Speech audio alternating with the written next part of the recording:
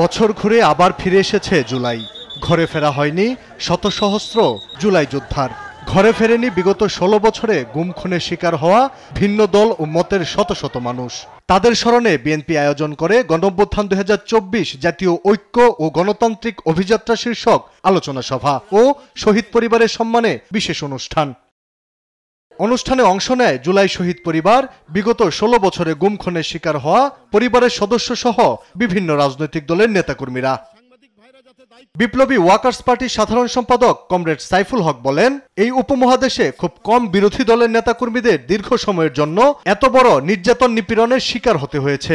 ৬০ লক্ষ মামলা, ১ কোটি মানুষ প্রায় ১২ থেকে ১৫ বছর ঘর ছাড়া এবং তাদেরকে কোর্টের বারান্দায় তাদেরকে ঘোরাফেরা করতে হয়েছে।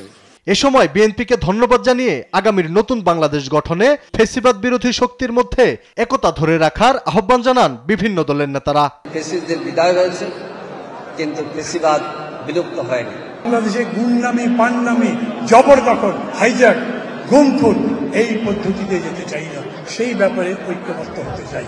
তো আমাদের সবার একটা জায়গায় এক থাকতে হবে, কারণ সেটা হলো কি আওয়ামী লীগ যাতে আর রাজনীতিতে না আসতে পারে। জুলাই আগস্ট এক নতুন পরিণতি নিয়ে আসার জন্য আমাদের সামনে কর্তব্য রেখেছে।